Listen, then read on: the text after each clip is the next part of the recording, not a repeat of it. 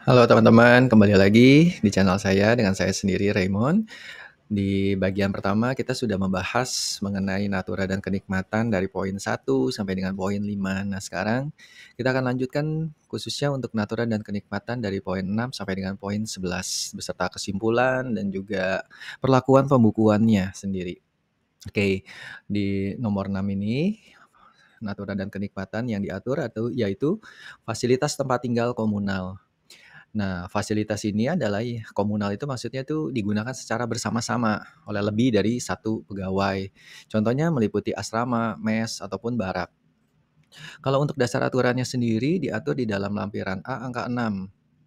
Nah, di hal ini ada ketentuan khusus diterima oleh pegawai dan tidak ada batasan nilai untuk objek ini, oke. Kemudian contohnya ada seperti ini. PT Tambang Sejahtera menyediakan barak pekerja di lokasi tambang yang terpencil untuk seluruh karyawannya. Nah, perlakuannya adalah fasilitas barak ini bukan objek PPh bagi karyawan. Tentunya bagi perusahaan bisa dikurangkan karena terkait dengan 3M. Pengecualian ini sangat relevan untuk industri seperti tambang, kebun, atau konstruksi di daerah terpencil, di mana penyediaan akomodasi adalah keharusan operasional. Pemerintah mengakui kebutuhan praktis dan esensial dalam sektor-sektor tertentu, di mana penyediaan tempat tinggal adalah bagian tidak terpisahkan dari kegiatan operasional, dan membebaskannya dari pajak untuk tidak membebani baik perusahaan maupun karyawan. Di poin ketujuh, kita akan bahas mengenai fasilitas tempat tinggal individual. Definisinya yaitu fasilitas tempat tinggal yang hak pemanfaatannya dipegang oleh orang perorangan ya, perseorangan. Contohnya adalah apartemen atau rumah tapak. Ya, dia hanya gunakan untuk dirinya sendiri bersama mungkin dengan keluarganya. Nah, dasar aturannya apa? Yaitu lampiran A angka 7. Ketentuannya seperti ini, yaitu diterima oleh pegawai, ya. Kalau dia bukan pegawai berarti tidak boleh. Dan nilai keseluruhan fasilitas yang mendapatkan pengecualian itu yaitu 2 juta per pegawai per bulan. Nah, contoh dan ilustrasinya seperti ini. PT Properti menyewakan apartemen untuk manajer senior Ibu Dina dengan biaya sewa 5 juta per bulan. Nah, perhitungannya nilai fasilitas per bulannya kan 5 juta. Nilai batasannya itu 2 juta sehingga 3 jutanya itu masuk ke penghasilan bruto dari si Ibu Dina itu, gitu ya. Nah, pengecualian ini menunjukkan bahwa pemerintah mengakui kok kebutuhan akan tempat tinggal sebagai fasilitas kerja, tetapi menetapkan batasan untuk membedakan antara kebutuhan dasar dan fasilitas yang bersifat mewah. Hal ini mendorong perusahaan untuk lebih cermat dalam menentukan nilai daripada fasilitas tempat tinggal yang diberikan, agar tidak membebani karyawan dengan pajak atas fasilitas yang melebihi batas wajarnya. Kemudian, ini yang paling banyak yaitu tentang fasilitas kendaraan nih. Nah, definisinya itu fasilitas kendaraan yang diberikan oleh pemberi kerja, ya. Kemudian dasar aturannya apa? Yaitu lampiran A angka 8. Ketentuan khususnya diterima oleh pegawai yang memenuhi 2 syarat. Yang pertama, bukan pemegang saham. Dan yang kedua, memiliki rata-rata penghasilan bruto dalam 12 bulan terakhir tidak lebih dari 100 juta per bulan. Ya, dia menggunakan sistem rata-rata 12 bulan. Jadi kalau misalnya sekarang itu bulan Juli, maka dihitung dari dari Juni tahun lalunya sampai dengan Juni tahun 2025 ini. Nah, itu berapa? Kalau ternyata dia melebihi dari 100 juta per bulan, ya sudah selesai. Tapi bagaimana kalau ternyata di dalam perjalanannya ada yang dikatakan dengan THR? Nah, itu juga termasuk. Artinya ketika teman-teman sebagai pekerja, sebagai karyawan, kemudian penghasilannya di atas 100 juta, ya, akhirnya ya fasilitas daripada kendaraan itu harus ditambahkan kepada pegawai tersebut, kepada teman-teman gitu ya. Nah, contoh dan ilustrasinya gini, seorang manajer pemasaran Bapak Rio bukan pemegang saham. Kalau udah pemegang saham hantam aja langsung. Dengan gaji rata-rata 8 juta per bulan. Diberikan fasilitas mobil dinas, biaya penyusutan, dan operasional mobil per bulan adalah 10 juta. Nah, perlakuannya gimana? Fasilitas mobil dinas ini bukan objek PPh bagi Bapak Rio karena memenuhi kedua syarat tersebut. yaitu bukan pemegang saham dan penghasilannya di bawah 100 juta per bulan. Nah, teman-teman, ini ada catatan khusus. Kalau teman-teman lihat di sini, ini ada biaya penyusutan dan operasional. Artinya, segala sesuatu biaya yang keluar atas kendaraan tersebut itu dihitung menjadi satu kesatuan. Nggak boleh cuma biaya penyusutan, ya nggak boleh cuma biaya yang terkait dengan kendaraannya aja, contoh parkirnya dan sebagainya. Atau juga mungkin dengan biaya berlangganan parkir tersebut gitu ya, atau juga mungkin biaya perawatan. Nah, itu juga bisa. Tapi kalau kayak biaya parkir sepertinya bisa masuk ke biaya perjalanan dinas sendiri ya, jadi tidak termasuk di dalam perhitungan ini. Nah, ini lebih arahnya misalnya perawatan kendaraan, terus kemudian penggantian suku cadang, nah itu seperti itu. Tetapi ketika kita melihat seperti ini ya, ilustrasi tambahannya jika direktur utamanya sendiri PT Jaya Abadi, Bapak Surya, pemegang saham nih, diberikan fasilitas mobil dinas. Berapapun gajinya, sekalipun dia cuma terima gaji 2 juta gitu ya. Fasilitas mobil tersebut akan menjadi objek PPh karena beliau adalah pemegang saham. Demikian pula jika Bapak Rio memiliki gaji rata-rata 220 juta per bulan, fasilitas mobilnya juga akan menjadi objek PPh. Kebijakan ini secara jelas menargetkan fasilitas kendaraan yang seringkali dinikmati oleh eksekutif tingkat tinggi ya atau pemilik perusahaan. Ini adalah langkah konkret pemerintah sebenarnya untuk memastikan keadilan pajak di semua lapisan, terutama bagi mereka yang memiliki kemampuan ekonomi tinggi sekaligus mencegah praktik penghindaran PPh. Nah, kemudian di nomor 9, dia itu mengenai fasilitas iuran dana pensiun. Nah, di sini kita lihat bahwa iuran dana pensiun yang ditanggung oleh pemberi kerja untuk pegawai, ya, itu bukan menjadi objek PPh atas pegawai tersebut. Hal ini diatur di dalam lampiran A angka 9. Ketentuan khususnya gini, iuran yang ditanggung pemberi kerja itu tidak ada batasan nilainya gitu ya. Nah, terus kemudian contoh dan ilustrasinya, PT Masa Depan memberikan iuran dana pensiun untuk karyawannya sebesar 5% dari gaji pokok setiap bulan. Perlakuannya, iuran dana pensiun ini bukan objek PPh bagi karyawan. Ini adalah insentif pajak yang jelas untuk mendorong perusahaan berinvestasi pada jaminan hari tua karyawannya. Kebijakan ini sebenarnya untuk mendukung program kesejahteraan karyawan jangka panjang dan keamanan finansial pasca pensiun yang pada akhirnya berkontribusi pada stabilitas sosial dan juga ekonomi dari si karyawannya tersebut dan juga untuk perusahaan. Nah, kemudian di butir 10 ya, di poin 10 yaitu fasilitas peribadatan. Kalau ini kita nggak usah bahas dalam-dalam karena posisinya ya kalau ada fasilitas peribadatan, ya itu dibebaskan. Hal ini terkait dengan lampiran A angka 10. Nah, ketentuan khususnya gimana? Fasilitas ini harus digunakan semata-mata untuk kegiatan ibadah saja. Ada nggak batasan nilainya? Nggak ada. Ya, terus kemudian pengecualian ini menunjukkan pengakuan pemerintah terhadap pentingnya kebutuhan spiritual. Dasarnya kenapa sih pemerintah itu membebaskan ini? Ya, pemerintah tahu bahwa ini adalah untuk kebutuhan spiritual loh, untuk karyawannya, dan dukungan terhadap nilai-nilai keagamaan. Jadi itu dibebaskan. Nah, kalau nomor 11 karena kita sudah di tahun 2025, kita nggak perlu bahas ya, ini adalah untuk tahun 2022 dulunya. Nah, terus kemudian kalau kita ngelihat di sini, kita bisa rangkum kembali dari poin pertama. Kalau bingkisan hari besar keagamaan nggak ada batasan, tetapi harus diterima oleh seluruh pegawai. Kalau di luar hari besar keagamaan gimana? Berarti maksimal 3 juta per tahun per pegawai.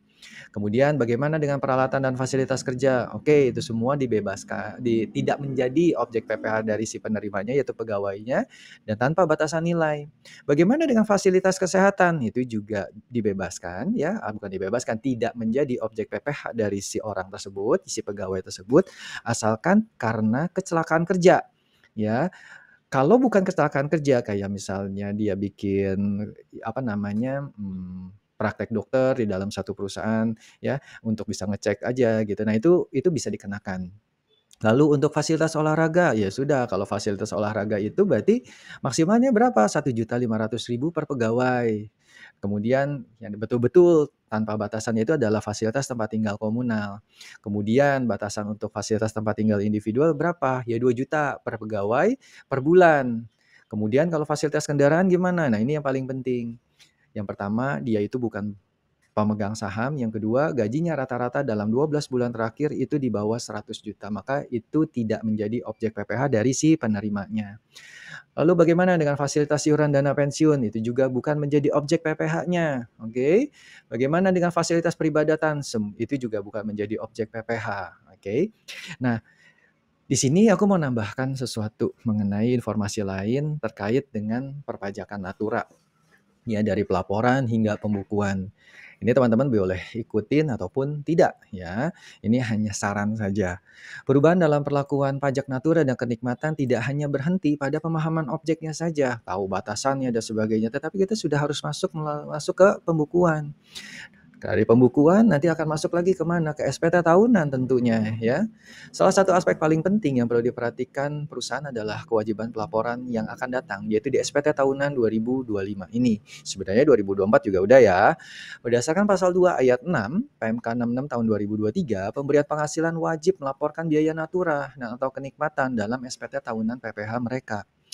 Dijen Pajak telah menyediakan contoh format dan laporan pengisian untuk laporan ini melalui Nota Dinas N14, nomornya nomor 14 tahun 2024 PJ02. Ini teman-teman penting sekali, teman-teman coba deh buka, cari Nota Dinas ini, teman-teman nanti bisa dapatkan informasi lebih ya. Sebenarnya aku udah buka, nah bentuknya seperti ini. Ya nanti akan seperti ini jadinya tuh. Ya, nanti harus dilaporkannya seperti ini, ada tabel-tabelnya seperti ini. Tetapi nanti khusus di Korteks kita akan mengikuti isian dari Korteks itu sendiri. Jadi kalau teman-teman ada biaya natura, maka biaya natura itu harus diisi ada lampiran khususnya. Ya, kalau kita ngelihat di sini isi data nominatif itu sangat detail, mulai data penerimanya, data natura atau kenikmatannya, mulai dari tanggal pemberian, pemanfaatannya, ya tanggal pemberian dan pemanfaatan, bentuk, jenis biaya, jumlah nominal, kolom keterangan. Nah, ini ada juga yang terakhir yaitu keterangan penting. Ya, dari sisi keterangan ini keterangan pentingnya. Kolom keterangan ini krusial, harus menjelaskan secara rinci bentuk natura atau kenikmatan yang diberikan, akun biaya yang digunakan untuk mencatat pemberian manfaat tersebut, serta status pajaknya apakah objek ataupun non-objek. Contoh yang diberikan adalah natura bingkisan, bahan makanan, biaya gajinya, non-objek, atau kenikmatan fasilitas mobil, biaya penyusutan mobil, biaya gaji sopir, dan biaya bahan bakar, dan seterusnya. Nah, kemudian di situ juga ada kolom untuk pemotongan PPh. Bagian ini mencakup jumlah PPh yang telah dipotong dan juga nomor buktinya berapa. Jadi DJP itu mau ngelihat sinkron nggak, ada nggak natura yang diakui di dalam SPT orang pribadinya, ya khususnya untuk bukti potongnya. Peran sistem Cortex di tahun 2025 menjadi sangat sentral. Per 11 PJ 2025 juga telah memperkenalkan lampiran natura yang harus diisikan sebagai sesuatu yang bersifat wajib. Artinya, lampiran nominatif natura yang diwajibkan oleh PMK ini akan menjadi bagian integral dari pelaporan SPT tahunan PPh Badan melalui Cortex di tahun 2025. Kemudian kalau kita melihat dari sini, sekarang kita masuk ya.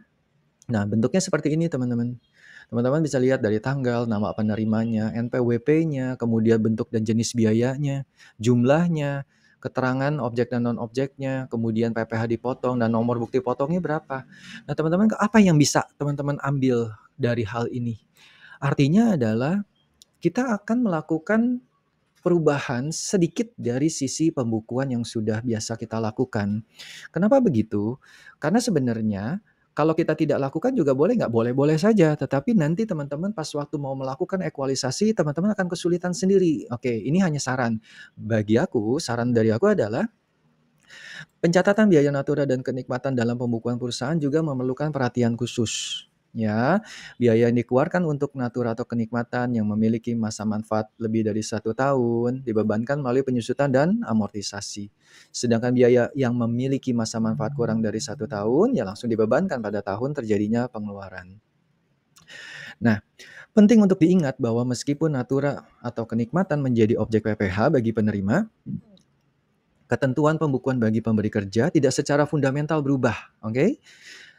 Kalau kita melihat dari perkataannya ini, ada staf ahli Kementerian Keuangan bidang kepatuhan pajak, Yan Arsal mengatakan bahwa biaya natura tidak perlu dicatatkan secara khusus dalam akun terpisah. Oke. Misalnya biaya kendaraan tetap di akun kendaraan, biaya rumah di akun rumah. Namun, wajib pajak memiliki kebebasan untuk membuat akun tersendiri jika ingin lebih memperinci dan memudahkan pelacakan. Jadi menurut aku sendiri, lebih baik teman-teman bikin saja kode akun yang memang secara khusus menerima objek pajak untuk Natura dan juga non objek pajak untuk Natura dan kenikmatan ini. Nah, ini hanya sarannya. Kemudian meskipun tidak wajib untuk memudahkan pelacakan dan pelaporan nominatif, perusahaan dapat mempertimbangkan pembentukan akun dan sub-akun ataupun sub-akun ataupun akun pembantu di bawah akun biaya yang sudah ada. Contohnya seperti ini teman-teman. Kalau teman-teman punya ada biaya gaji dan tunjangan kan selesai itu ya biasanya begini.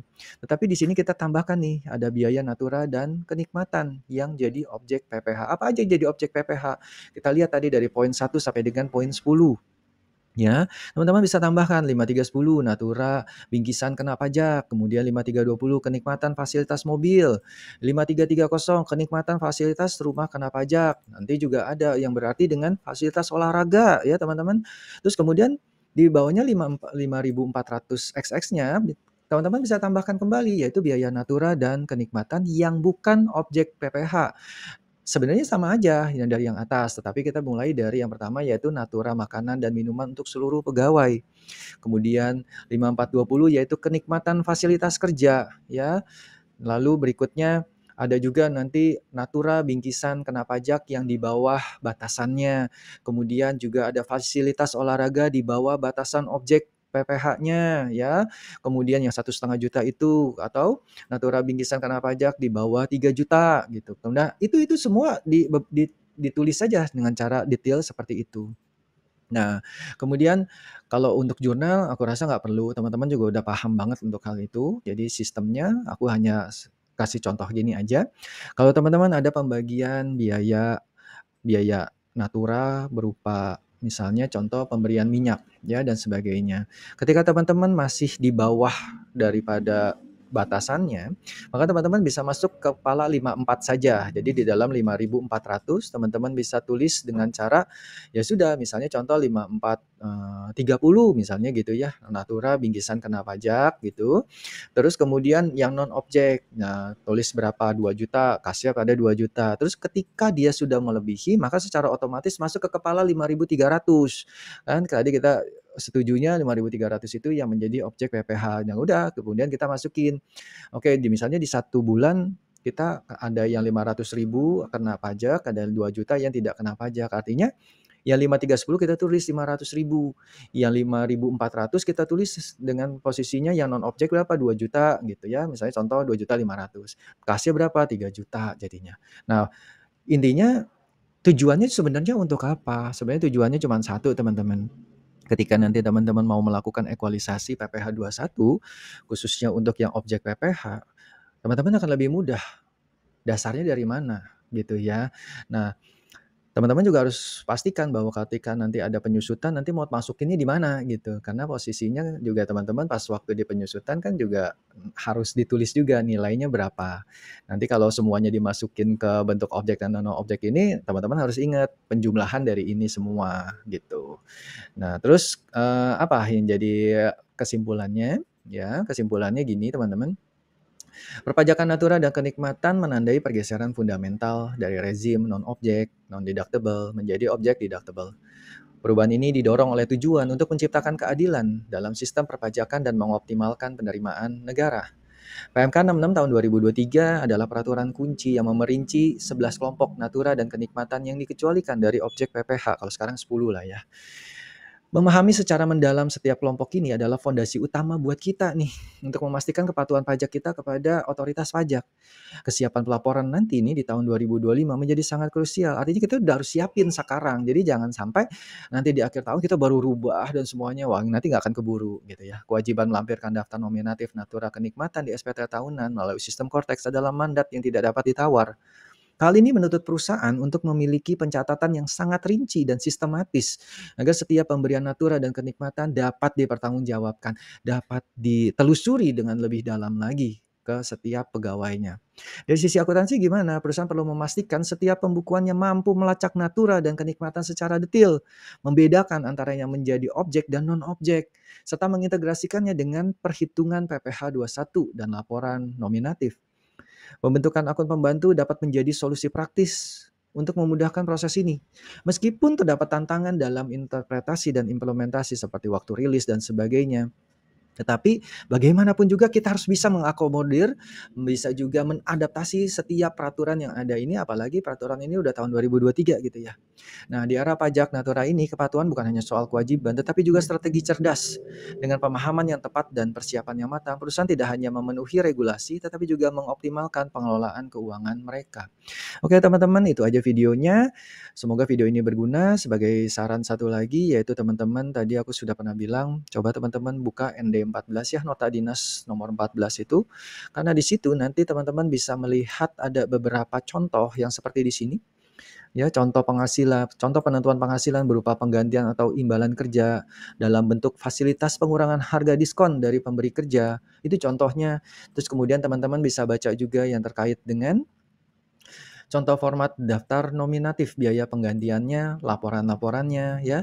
Dan yang lebih penting di sini juga ada contoh terkait dengan pemberian pinjaman khusus pegawai dengan suku bunga di bawah suku bunga pinjaman yang dipublikasikan untuk umum.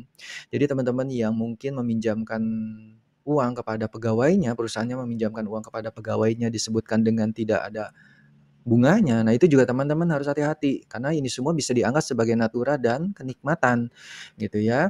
Nah, itu aja teman-teman videonya cukup panjang. Semoga video ini berguna buat kita semua. See you, bye-bye.